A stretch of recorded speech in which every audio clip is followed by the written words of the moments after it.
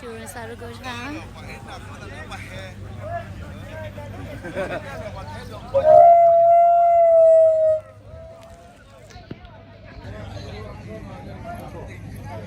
July Kiro Kisiki Huron Sarugosha soccer tournament in memory of Posse 7th anniversary.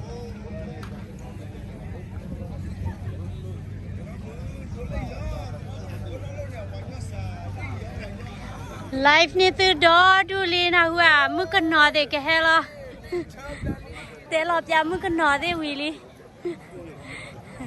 le ni we ni soccer team up with it are they ready li no kisi khui phu ya ready la ka compete go lo ta ka ni te le ni bo ko kwa sa wa chi le ground ka pa se ko la ba khor pa ni wa chara phutir pha ready se ko li ini tu batasa lepe mi kenyo wede sai phei lo pale he tir phani tike he support se phei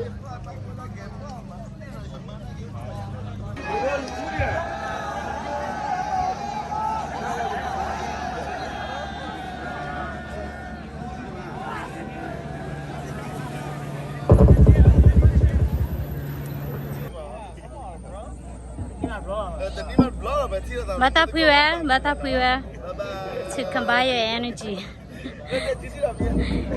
Puede sarar di bawah minta tapi ada energy all over there. Orang tapi ni.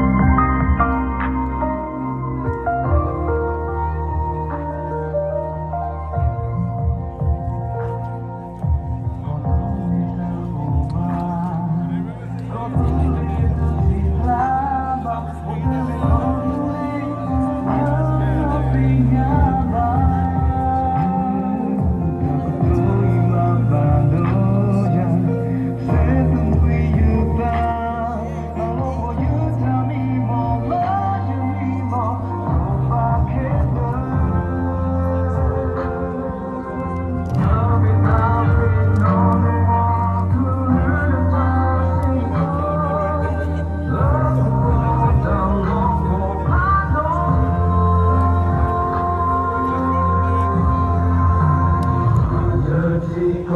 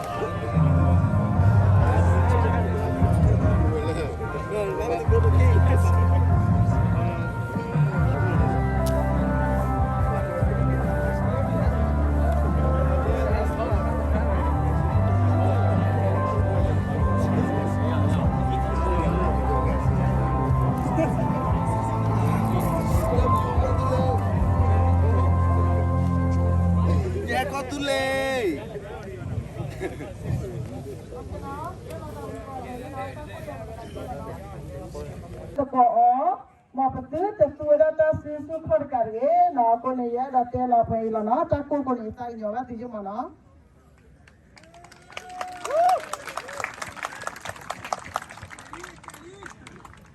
Thank you. Now I'd like to welcome Korean youth for traditional dong dance.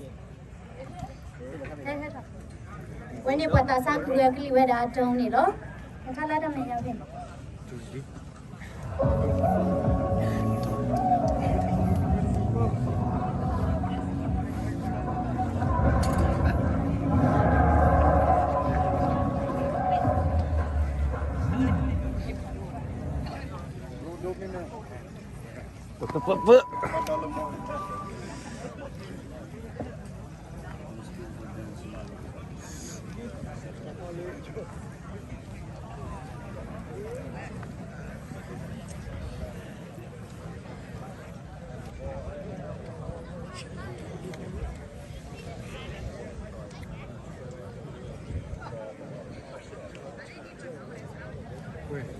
Di cái tỷ lệ có thể một cái lẽ là trẻ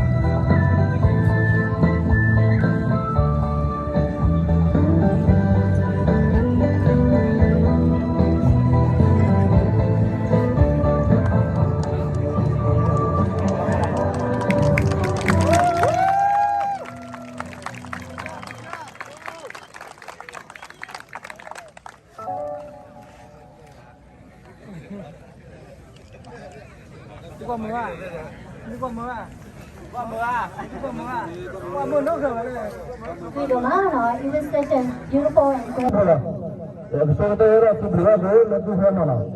Kalau pemada dah dia ni batal tu memang mana kalau participate no, wahai pas participate betul orang ni ada kira orang.